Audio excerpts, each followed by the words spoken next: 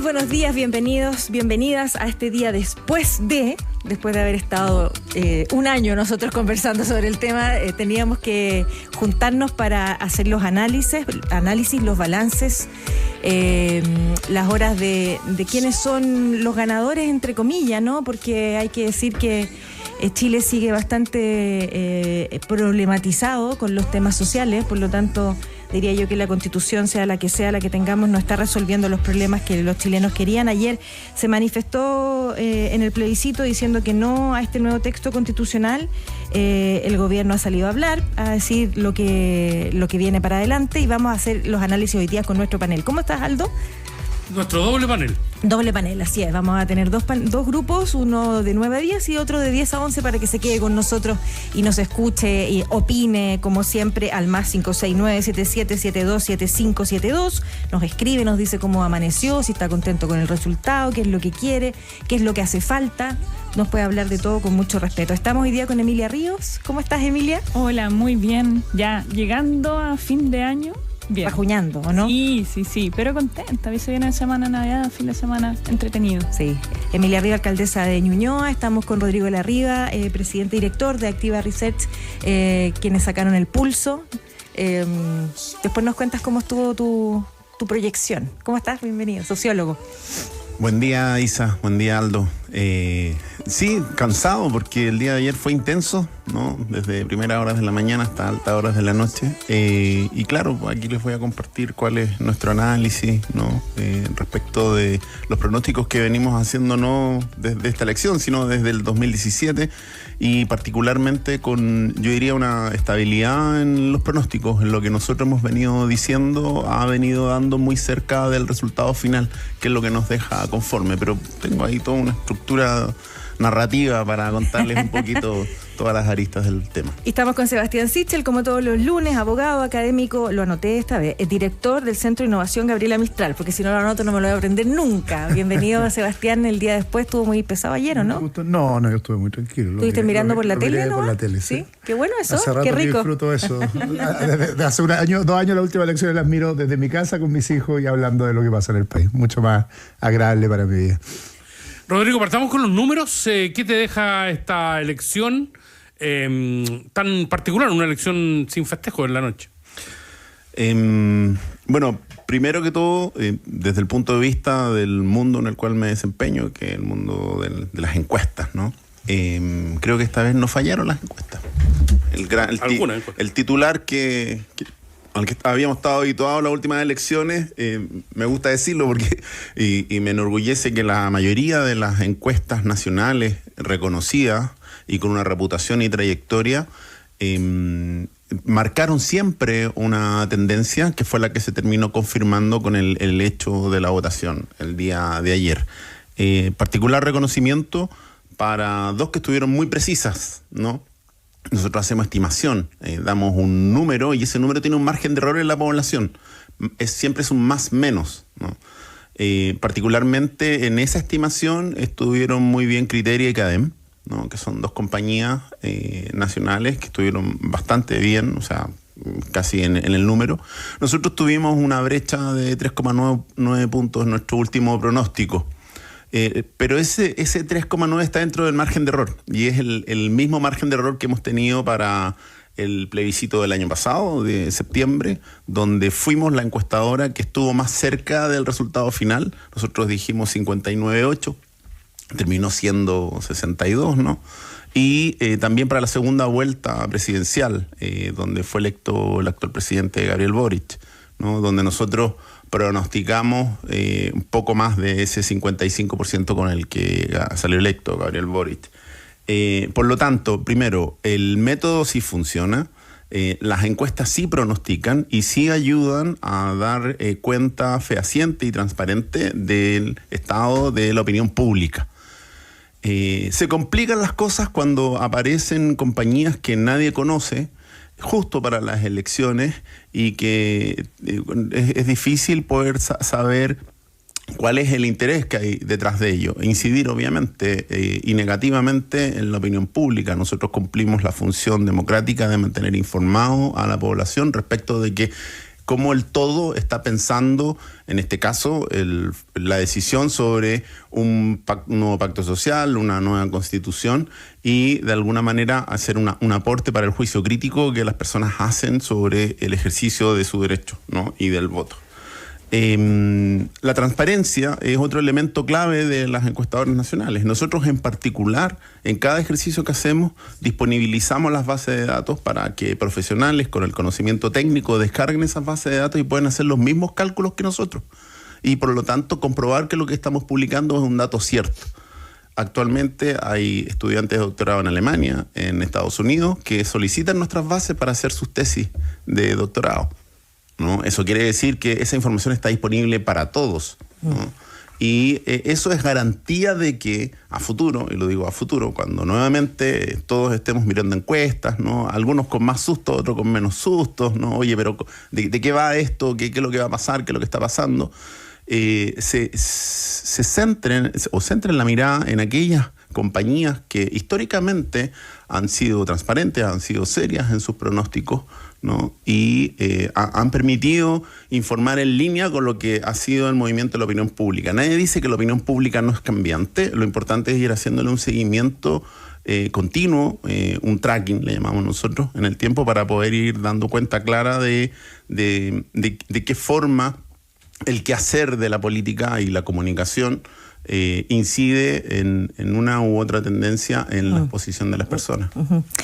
Qué interesante el análisis que haces, pero también se abre el debate de poder haber tenido acceso a esas encuestas. Yo creo que nuevamente se abre esta conversación de esta veda que es tan injusto, no poder tener los datos. ¿Cómo lo toman ustedes? ¿Cómo está el día después, Sebastián? Sebastián, tú fuiste uno de los primeros que iba a favor y que fuiste bien certero y bien claro en las razones que daba sobre el sistema político, que era algo que digamos que en general generaba harto consenso. Pero no gustó el texto. Yo creo que ¿qué nos está diciendo la ciudadanía con esto? ¿Cuál es tu análisis? 3 cosas. Me carga cuando uno gana perdiendo. Entonces perdí y porque yo creía que era una buena oportunidad para hacer un cambio en el sistema político. Yo lo dije aquí abiertamente, a pesar de que tenía diferencias con el texto. Sí, claro. Creo que tenemos una urgencia de construir un sistema político que tienda a resolver los problemas y que no exacerbe los problemas, y este texto tenía esa propuesta encima. Lo que espero es que algo de sensatez caiga en el sistema político y terminemos con esta lógica adversarial y hagamos esa reforma en el marco de la Constitución vigente. Si seguimos así, vamos a seguir empantados, y reformas tributarias, reformas de pensiones, reforma lo que sea, van a dormir el sueño los justos en el Congreso, y por lo tanto se cierra el camino constitucional para hacer esos cambios, pero hay un proceso de reformas que espero que inicie el Congreso, al menos para destrabar el sistema político. Si no hacemos eso, lo que vamos a tener es no solo una vuelta larga de 4 años para haber llegado al punto inicial, sino que probablemente para estar peor que antes. Y no lo digo desde el punto de vista como de la delincuencia, la economía, toda esa cháchara que digo yo que a veces es electoral, sino más bien de la imposibilidad de hacer los cambios que el país requiere para seguir avanzando, porque no nos ponemos de acuerdo, y en esos están involucrados estos temas. Esto no se soluciona porque llega un Sansón o un dictador o un autoritario diciendo que va a pegarle a los malos y a los delincuentes, o que va a hacer que el Estado funcione mejor, sino que más bien porque construimos reformas en el sistema que permiten que tengamos una sociedad más justa, con menos delincuencia, etcétera, y con el sistema político que tenemos hoy día no estamos. Déjame una segunda cosa, solo termino, Isa. Sí creo que hay derrotado, yo lo dije abiertamente. Yo creo te iba a que preguntar por lo mismo. Los gustitos de Kast, y lo digo abiertamente, para mí la derrota tiene un rostro, cara y chaqueta. Se llama José Antonio Kast, porque ha demostrado lo que yo dije en la elección presidencial pasada, y lo vuelvo a decir en esta elección. El milenismo, leninismo, esta admiración a los Trump del mundo, a los Orbán, esta lógica adversarial de la política que destruye al enemigo, que exacerba la polarización, que busca exacerbar las diferencias, que quiere poner el rodeo en el texto de la Constitución. Pues ya es absurdo, llegamos en algún minuto, que sea el gustito de cambiar el qué por el quién, y como lo dije, aunque no tuviera efectos jurídicos, da señales identitarias en el sistema. Lo único que ha hecho no solo es permitir construir grandes mayorías a la izquierda, lo digo, sino que además espantar la votación reformista, moderada, que quiere cambios distintos, y lo que hizo ayer fue seguir con su línea, que es tratar de fortalecer única y exclusivamente a su partido, que creo que es lo único que le importa en la vida, a exacerbar algo que se lo está fagocitando a sí mismo. O sea, ahora ayer sus principales enemigos eran sus aliados de ayer, pues, los Rojo Eva, los Teremaninovich, que lo acusan de traidor. Por lo tanto, cuando tú instalas el odio en el sistema político, tarde o temprano tus amigos te terminan odiando a ti. Y lo tercero, que creo que es lo más brutal, es no entender que lo que teníamos con la comisión de expertos era un acuerdo societario global. Y lo que hizo él fue, por sus gustitos, destrozar ese acuerdo societario global simplemente para aparecer como ganador en la jornada después. No solo no resultó, sino que destruyó otra vez la convivencia cívica en el país. Y yo creo que también la derecha tiene que salir de esos laberintos, dejar de coquetear, de mirarlo, de escucharlo y entender que por ahí no va el camino. Que aquí no somos Argentina, ni somos España, ni somos Estados Unidos, somos Chile, y a Chile nos gustan los cambios bien hechos y nos gustan los cambios en el camino continuo para avanzar. Hay una sensación, Emilia, y se lo digo a los tres, a ver si podemos analizar esto. Yo me quedé con una sensación de que Republicano no ha asumido su pérdida, que más bien ha culpado de esto a las minorías de la convención, que ellos no querían este proceso, han insistido en eso, y que tuvieron que jugar las reglas del juego. Escuchaba anoche, hoy día en la mañana, a todos los voceros de Republicanos, ninguno asumiendo que la gente no quiso este texto que, como dice Sebastián, era un texto con gustitos. Uh-huh. Eso es lo que de alguna manera uno interpreta, texto que no representaba a la mayoría. Más allá de la tendencia política, hay cosas que el chileno nos está diciendo: no quiero esta polarización. Creo yo, son los análisis que uno puede ir haciendo, ¿no? Que de alguna manera el pulso lo viene diciendo. La élite está polarizada, nosotros no. ¿Cómo interpretas tú esta forma de explicar que han hecho los republicanos? Bueno, tantas cosas, ¿no? Y también es, creo que un momento muy, muy extraño para la historia del país y para la historia también contemporánea constitucional, lo que pasó, una elección que no tiene ganadores. No tiene ganadores. Los que estábamos en contra no nos sentimos ganadores, los que estaban a favor, bueno, claramente perdieron. Y creo que efectivamente hay muchas causas, no vamos a poder decir esta es la causa, pero más allá del cansancio, porque yo sí he escuchado eso, que Republicanos ha dicho, bueno, es que la gente estaba muy cansada. Pero es que, claro, obviamente estábamos cansados, creo todos, de efectivamente no poder llegar a acuerdo. Y además no haberlo hecho por una segunda vez, que yo creo que eso es lo que agrava el error, porque en el fondo es distinto cuando tú estás en un proceso inédito, quizá sobreestimulado, te pasaste de rosca con tu cálculo, pero estábamos en un segundo intento, teníamos la elección ahí, a la mano, a la vista. Entonces, esto fue, creo yo, la sensación de este proceso constitucional, cuando luego del borrador que entregan los expertos, empieza Republicanos cada vez con una ofensiva más agresiva. Fue en el fondo como ir a chocar con el iceberg del Titanic. Fue un poco esa la sensación, que todos lo estábamos viendo y que inexorablemente íbamos para allá. Creo que la colega Matei en algún momento intentó ejercer un liderazgo para contener eso, le fue mal, se tuvo que plegar después a la favor con poquitas ganas, pero al final, sin duda, si bien hay muchas causas, acá hubo un intento por hacer de esta Constitución un programa político, ¿cierto? Con ideas que son de un sector, pero no son de la mayoría de la población. Lo discutimos acá, el tema de las contribuciones, es una cuestión totalmente ideológica, independiente, yo sé, Sebastián, independiente de que pueda haber problema y sea un tema, un tributo a corregir, pero eso era un gustito totalmente ideológico. O sea, uno de los pocos impuestos que son realmente progresivos en Chile, sacarlo de cuajo. O sea, ese tipo de cosas que en realidad no tienen mucho sentido para la gente. Ahora, si me preguntan a mí cuál creo yo que hoy día es la mayor amenaza democrática, es la incapacidad del Estado de responder a los problemas en tiempo y forma. Yo creo que ahí hay un tema que es crítico y que lo repito siempre con quien me encuentro, sea diputado, senador, alcalde, gobernador, porque ahí tenemos un problema muy grave y al que cuesta mirarlo, porque es un problema como fome políticamente, en el sentido de que es, bueno, ¿cómo hacemos que esto que no funcione? ¿Cómo hacemos que las tramitaciones de proyectos no demoren 3 años, demoren 1, etcétera, etcétera? Pero cuando uno ve, por ejemplo, las faltas que hay en salud, en seguridad, muchas tienen que ver con un Estado anquilosado. Y si no nos abocamos a resolver eso, independiente de la Constitución, Yo creo que la amenaza de los populismos sigue igual. ¿Y cómo resolvemos eso? Que es el gran tema. Yo en el Congreso, no claro, se me ocurre otra, ¿no? Por eso yo soy tan majadero Yo en la tengo idea. algunas ideas. No, en la idea de la reforma política, si nosotros seguimos con un sistema fragmentado como lo tenemos, es bien, bueno, siempre vuelvo a la historia, es bien parecido a lo que nos pasó en la época pseudo parlamentaria chilena, con un sistema fragmentado, con muchos partidos, con imposibilidad de construir acuerdos, con estos incentivos que yo decía de José Antonio Casi y otros, de Stingo, póngale el nombre que quieran de buscar la lógica adversarial como forma de construir política y salir en los medios. Es obvio que es imposible construir acuerdos, porque el tenor es ese. Lo loco de esto, y en eso, mira, con toda la diferencia que hemos tenido con la alcaldesa, que comparto el 100% de lo que dijo.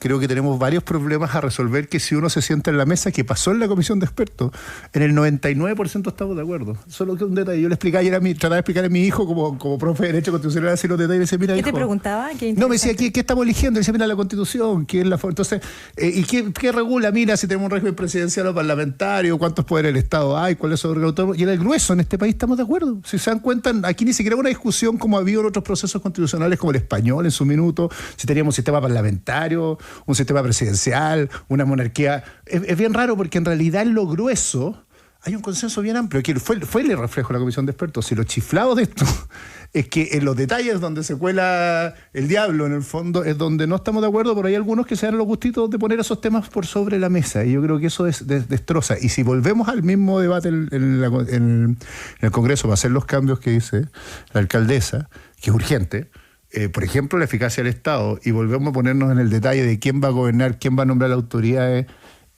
Voy a hacer una cosa bien práctica, que ahí termino.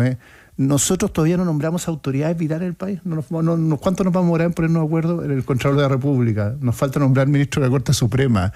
Nos nombramos el defensor. Eso demuestra ineficacia del sistema. Y de alguna forma esto le abre el camino a los Bukele, a los Milei, a cualquier loco que aparezca en el sistema para decir que esto se arregla con un garrote. Entonces hay una gran lección aprendida después de esta vuelta larga, de todos los fracasos, de este camino fallido, que si no nos ponemos de acuerdo, es obvio que la gente va a esperar que llegue alguien con un mazo a solucionar el problema, que sería el principal desastre para nuestra democracia. Y así pasó con Carlos Ibáñez en el campo en su minuto, así ha pasado en la historia de este país varias veces. Entonces es raro que seamos tan estúpidos en la política para no entender que tiene que haber una salida institucional, pero parece ser que los CAS de este mundo o los Stingo manejan mejor la agenda, y yo creo que ese es el problema que tenemos más de fondo. Pero una de las conclusiones transversales de anoche, Emilia, fue que se cierre el proceso, que se le pone plazo a una nueva discusión, y en ese sentido las cosas urgentes que había que modificar de la Constitución que aún nos rige van a seguir esperando, ¿no? Sí.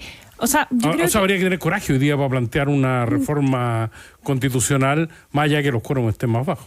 Sí, yo creo que eso es un tema que queda totalmente en el congelador, quién sabe hasta cuándo. Ahora eso no significa que no haya margen para hacer cambios importantes, bueno, en pensiones, sistema tributario, bueno, ya acuerdo, reforma, pacto, ya no sé cómo se llame, pero claramente ahí tenemos cosas que avanzar. Yo quería sí dar una nota optimista dentro de todo, o quizá una sorpresa a analizar, porque esta Constitución este proyecto tenía varias cosas, varios titulares muy carnadas, ¿no? Por ejemplo, el tema de la migración.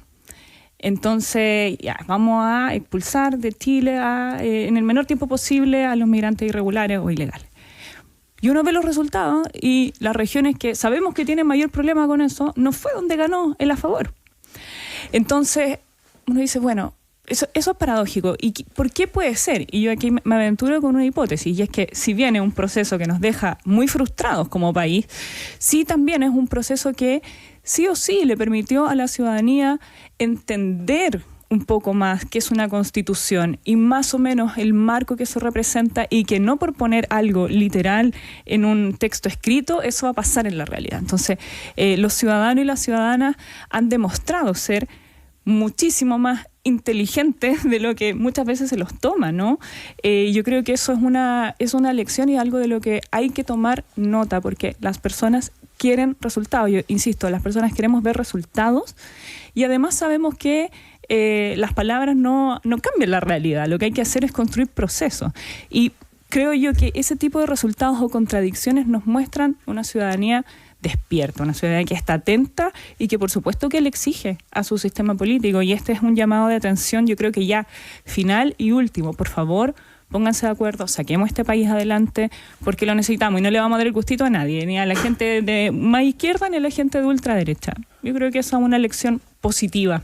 Ya, Rodrigo, la gente de alguna manera corrige lo que la misma gente provocó en los dos procesos. La gente eligió y luego tuvo que corregir su propia elección, ¿no? Sí, pero a ver, yo diría... ¿Qué? Eligió la lista del pueblo en la primera y eligió a los republicanos en la segunda. ¿Para qué nos vamos a seguir engañando? Nos deja el siguiente aprendizaje, en mi opinión, que la sociedad chilena no es ni en extremo progresista ni en extremo conservadora. ¿Ya? Eso es lo primero. Que la gente se manifieste en las calles, evidentemente es un derecho, pero no es decidor del pensar del total de la sociedad.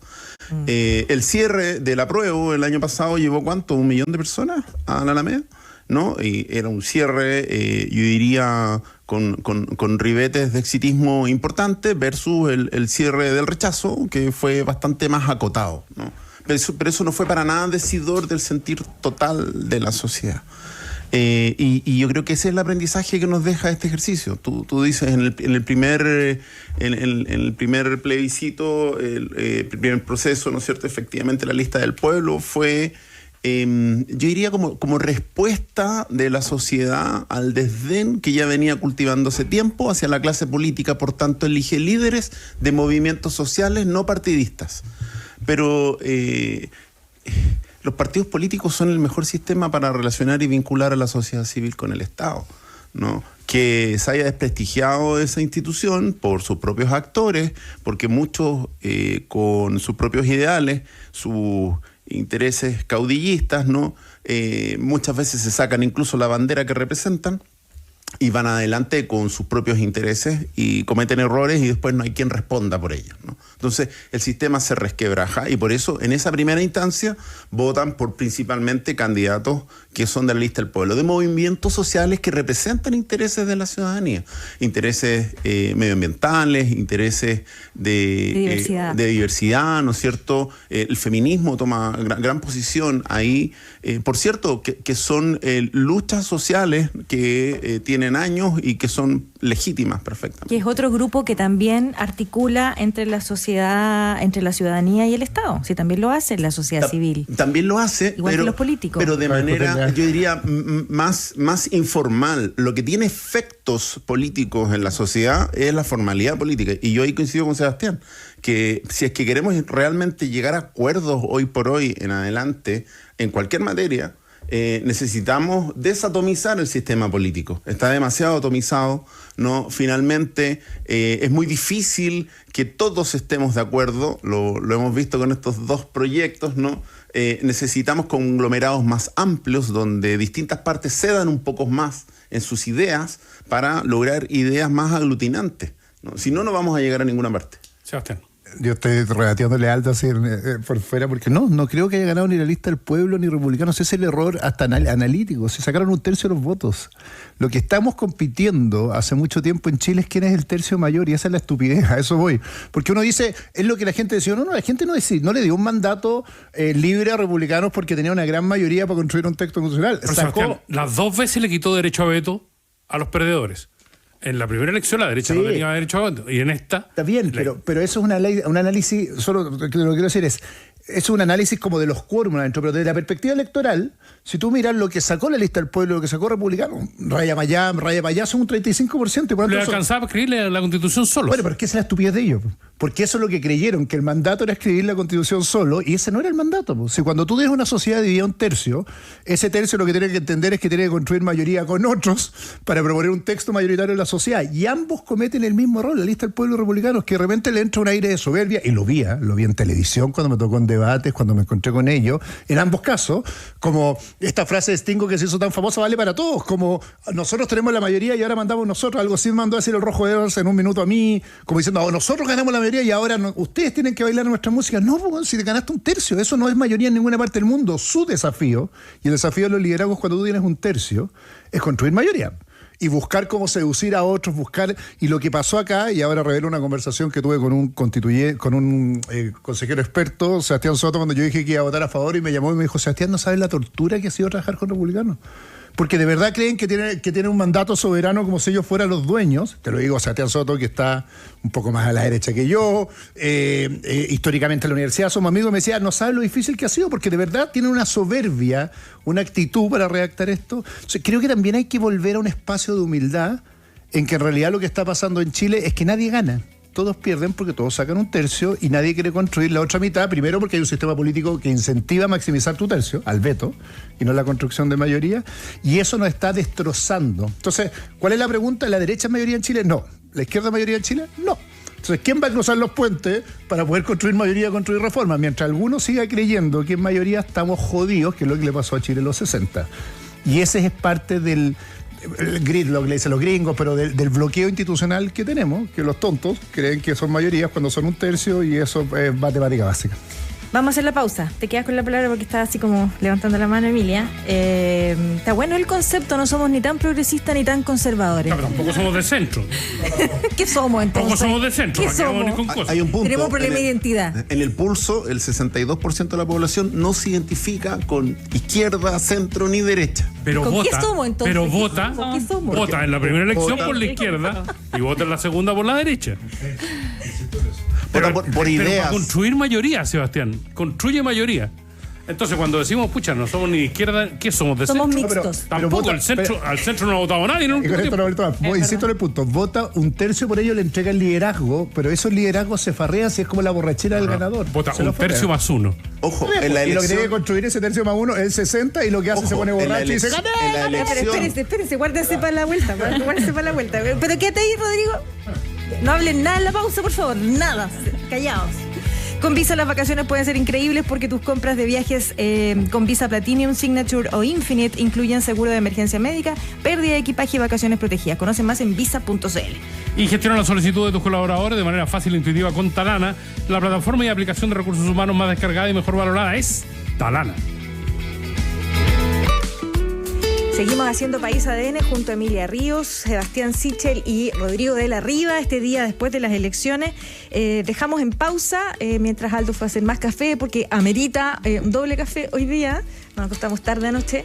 Y Rodrigo, quedaste ahí, o Emilia quedó ahí con la palabra. Estábamos hablando de qué necesita Chile, pues, cómo no, qué somos, qué identidad tenemos. Sí. No somos ni conservadores ni progresistas, somos mixtos. Oye, no, yo no quiero responder a esa pregunta, pero sí quería, no sé, llamar la atención sobre una cosa que fue bien compleja en los últimos días de la elección, sobre todo de la campaña, que eran todos estos anuncios publicitarios. Boric vota en contra, tú estás en contra del gobierno, vota a favor. Era una bien cosa mala. así, casi que literalmente lo estoy replicando. Como robot, era así como robot. Claro. Y yo creo que ese fue un intento premeditado, ¿cierto? Y sistemático de dañar una elección, el sentido de una elección.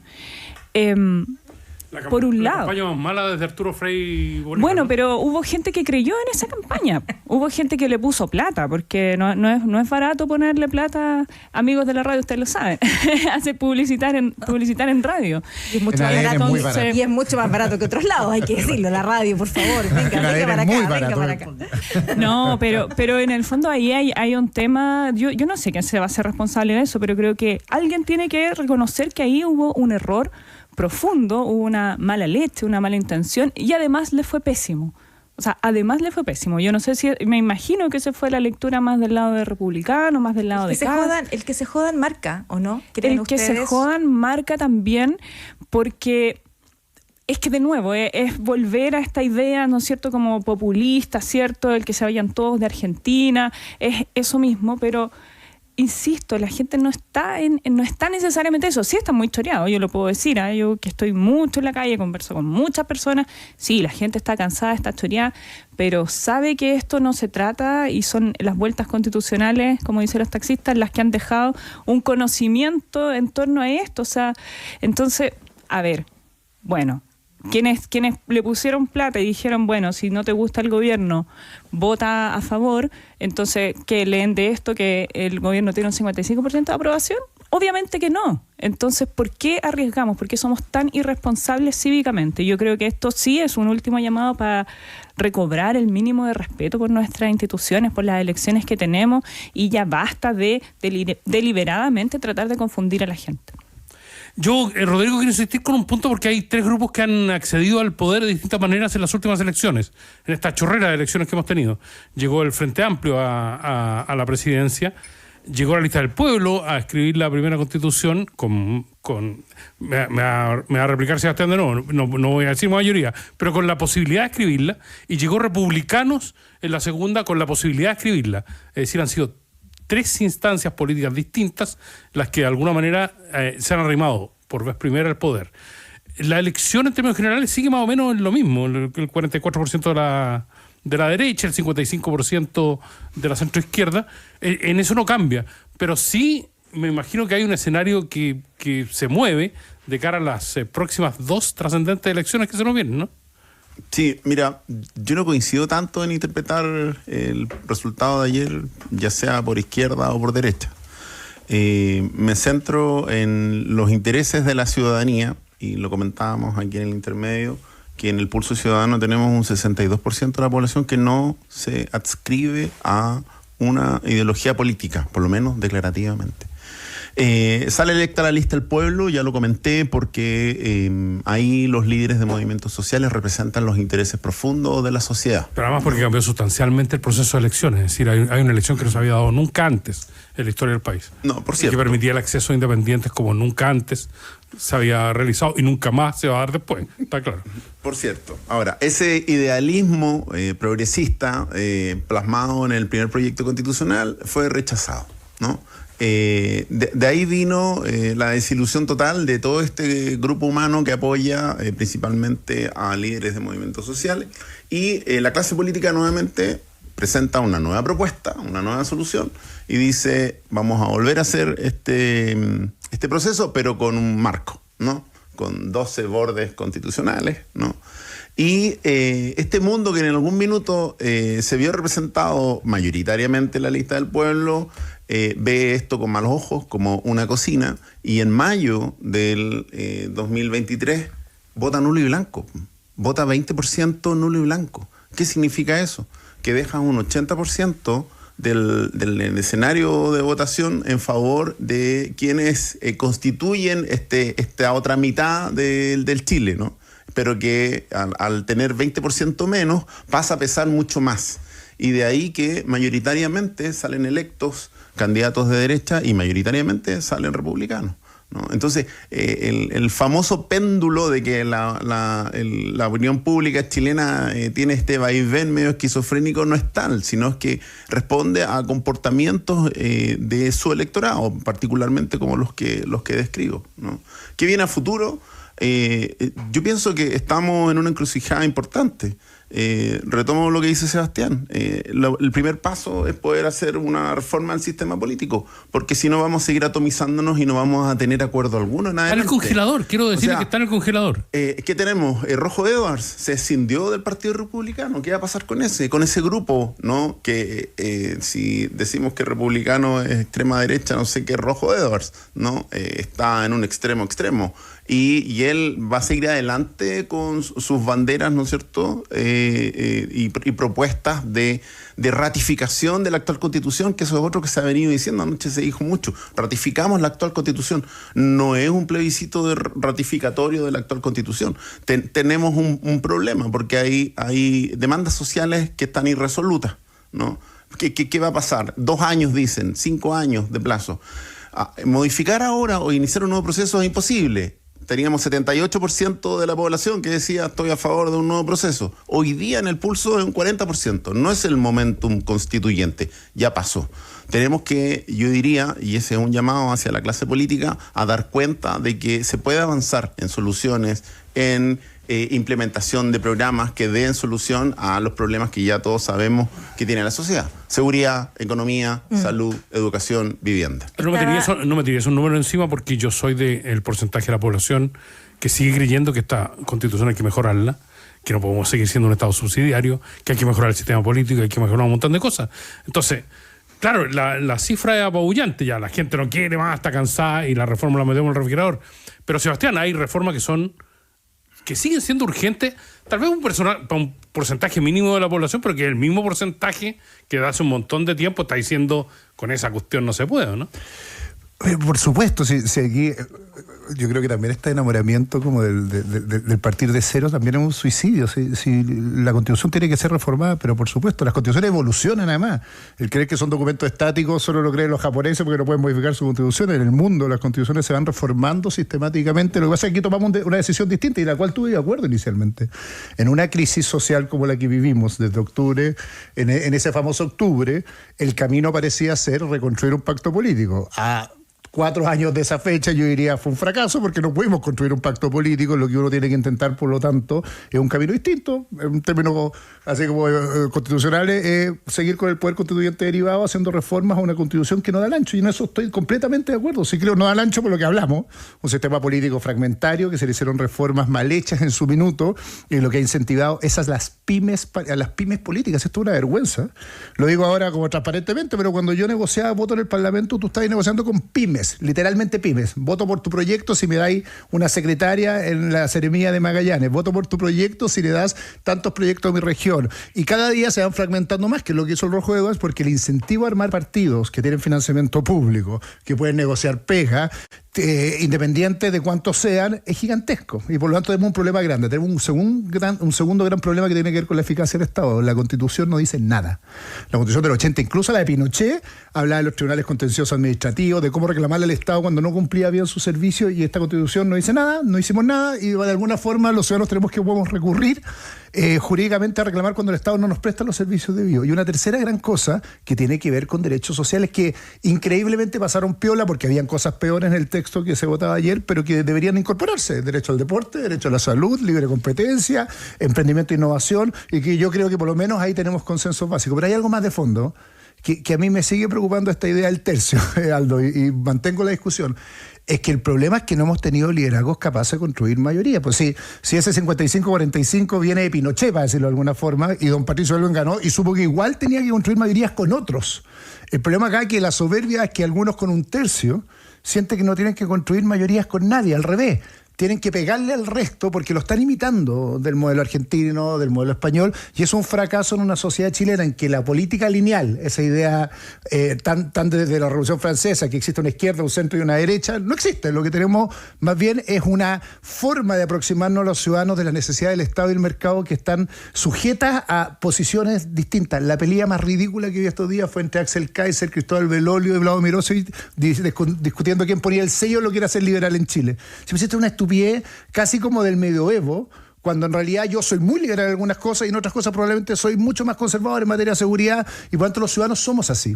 No nos levantamos en la mañana con una banderita diciendo yo soy conservador, yo soy liberal, yo soy de izquierda, yo soy de derecho. Somos personas que nos aproximamos a los problemas con demandas concretas de soluciones, y la política no sigue en esa lógica, sigue el código de los tercios, y por eso está fracasada, porque nadie quiere cruzar puente, porque si no cruza el puente... La gente está manifestándose. Muchas gracias a todos los auditores y todas las auditoras que nos escriben, porque de verdad son muchos comentarios y vienen en la línea de lo que estamos hablando, pero me pareció interesante lo que dice Denis. Dice un par de reflexiones. Si este era el plebiscito para juzgar a Boric, entonces el gran ganador fue él. Dice: Chile no quiere extremos, ni republicano, ni lista del pueblo. Lo que decía Sebastián y bueno, todos aquí. Aunque suene poco sexy, Chile quiere derechos, pero con una constitución moderada. Falta el tercer proceso que se dirija en esa dirección, dice Denis. Y me pareció interesante algo que dice Adrián, que nos dice, entiendan que la gente normal, casi todo Chile, no es ni de derecha ni de izquierda, que es lo que dice el Pulso, ¿no?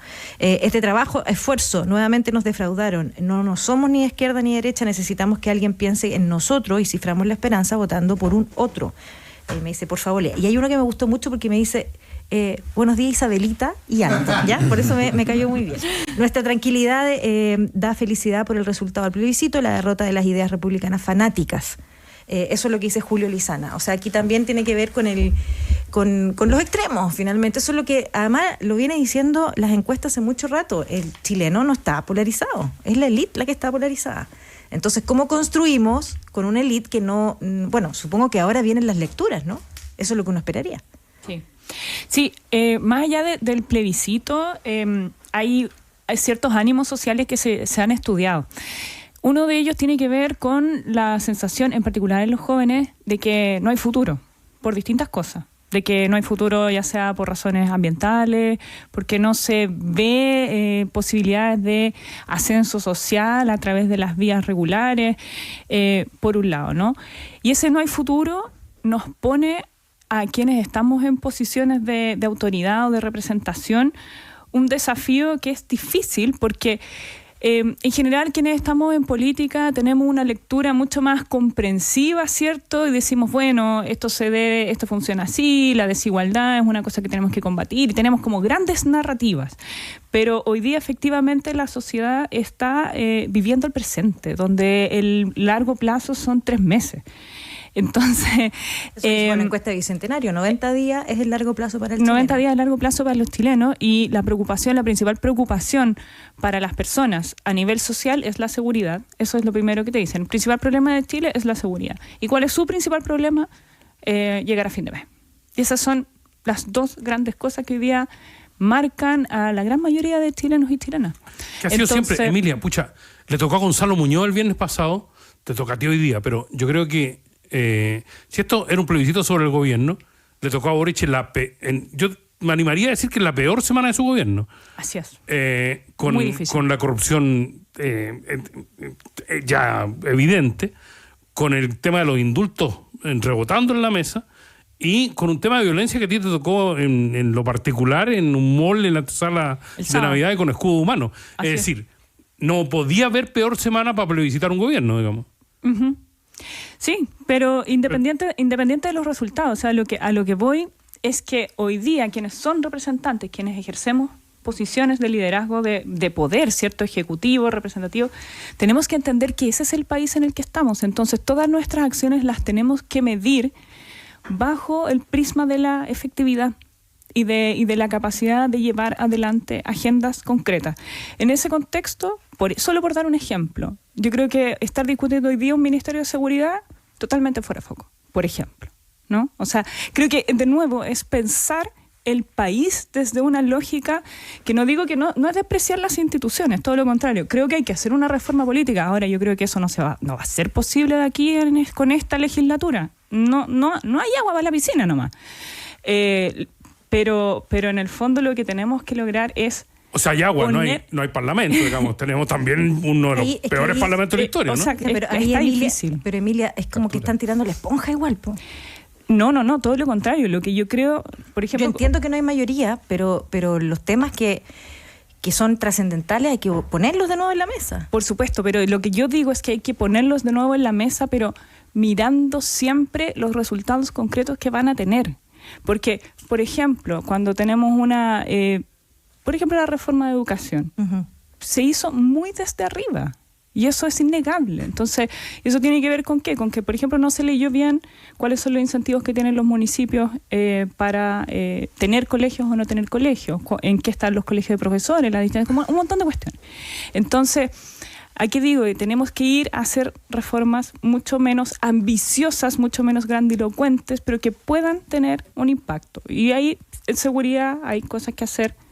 En desarrollo económico es más complejo por el escenario global, pero me pasa que todavía siento que hay mucho, quizás, no sé, los municipios nos hacen estar como muy en lo concreto, muy en esto funciona o no funciona, pero me gustaría que eso fuera una lección quizás para el gobierno hoy día, ser mucho más pragmático. Oye, Sebastián, a mí me pasa una cosa que dentro de todo el proceso, dentro de estos 4 años, creo que la institución más penca que creamos para reformar la Constitución era la comisión de expertos. Cueteada, surgía de una cocina que estaba absolutamente desprestigiada, y fueron los que más se acercaron, digamos. Los que más cerca estuvieron. Lo que de alguna manera... Porque funcionaron. Si al final si esa es la legitimidad. Es que la ahí está. También que cuando designaste a dedo, y designaste a dedo de manera bien particular también, porque era una designación a dedo a la antigua, tratando de buscar la salida a una reforma constitucional que en mi criterio sigue siendo importante, podemos acercarnos a eso a partir de aquello, ¿no? Yo creo, varias cosas. Lo primero, yo nunca he creído que esto se trataba de un plebiscito sobre el gobierno y por eso creo que la campaña de la favor era no solo una torpeza supina, sino que además nos trataba como cabros chicos.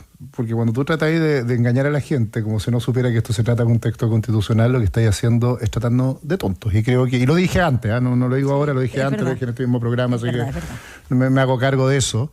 Y porque no se trataba de un plebiscito sobre el gobierno, se trataba sobre un texto y sobre los cambios que la gente quiere. No se trataba ni de la izquierda ni de la derecha, se trataba sobre las personas, para decirlo en rápido. Yo creo que en eso el comité de expertos tuvo la sensatez de entender ese problema. ¿Cachai? Porque finalmente, ojo cuando yo soy menos majadero en esta idea de que es un órgano de génesis no democrático. Oye, si los parlamentarios alguien lo eligió y tienen derecho a designar personas, es como decir que un ministro no tiene origen democrático. Obvio que lo tiene. Al presidente lo eligieron los chilenos para nombrar a un ministro. El Congreso puede nombrar autoridades como nombra un ministro de Corte Suprema. No es ilegítimo democráticamente que nombre una comisión. Pero eso era lo único que hicieron la pega. Increíble, ¿eh? Y ahí se demuestra cómo la política seria funciona. Porque incluso el comisionado de republicanos estuvo dispuesto a ceder, a conversar, a escuchar, probablemente porque primero tenían menos el foco de televisión en su cara. Segundo, ninguno tenía aspiraciones a corto plazo electorales. Y por lo tanto, hicieron la pena y construyeron un texto que es bastante avanzado y ojalá muchas de esas reformas sean tomadas por el Congreso actual y avancen hacia adelante. Yo creo, y ahí comparto lo de Emilia, que no hay agua en la piscina por una tragedia, porque los captores son los que querían reformar. Por eso yo creía en la favor en la Constitución para el cambio político, porque el problema es que el incentivo de los partidos chicos, que tienen menos del 5%, que son la mayoría del Congreso hoy día, de regular para impedir la participación de partidos chicos que tengan menos por el 5% del Congreso es ni uno.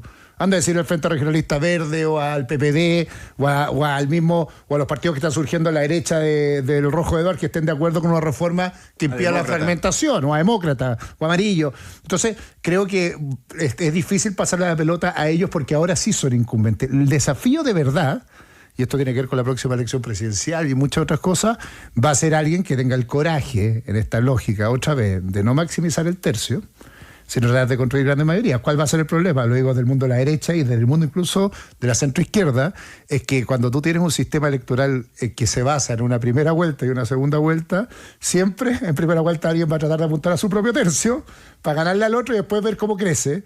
Y eso nos ha llevado el camino al guano de tener gobiernos de minoría los últimos 4 periodos. Esa es la verdad.